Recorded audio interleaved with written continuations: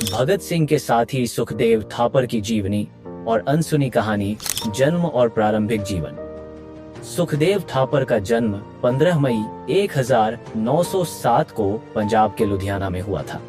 उनके पिता रामलाल थापर का निधन उनके बचपन में ही हो गया, जिसके बाद उनका पालन पोषण उनकी मां रली देवी ने किया। सुखदेव का झुकाव बचपन से ही क्रांतिकारी जीवन की शुरुआत सुखदेव भगत सिंह और राजगुरु के साथ Hindustan socialist Republican association HRR के सक्रिय सदस्य थे।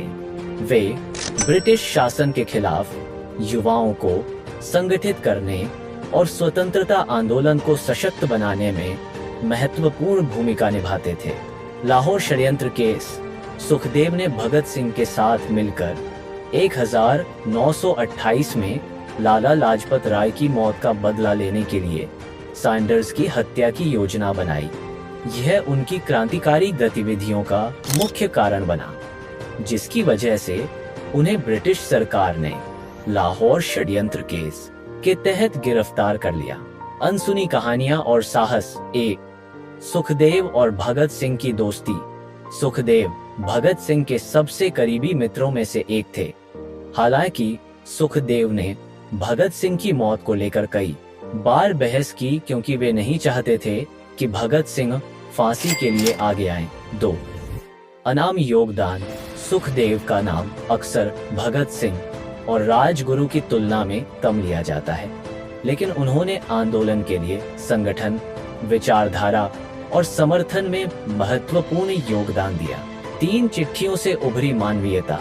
जेल में रहते हुए सुखदेव ने कई पत्र लिखे जो उनकी विचारधारा, देशभक्ति और व्यक्तिगत भावनाओं को दर्शाते हैं। इन पत्रों से पता चलता है कि वे एक संवेदनशील लेकिन दृढ़निश्चयी व्यक्ति थे। फांसी और बलिदान। 23 मार्च 1931 को भगत सिंह और राजगुरु के साथ सुखदेव को लाहौर सेंट्रल जेल में फांसी दी गई। यह दिन भारतीय इतिहास में शहीद दिवस के रूप में मनाया जाता है। सुखदेव का सपना। सुखदेव भारत को केवल अंग्रेजों से मुक्त ही नहीं, बल्कि एक ऐसा देश बनाना चाहते थे जो समाजवाद और समानता पर आधारित हो। समाप्ति विचार। सुखदेव थापर का बलिदान उनकी चुपचाप निभाई गई भूमिकाओं और अनगिनत अनसुने प्रयासों का प्रतीक है।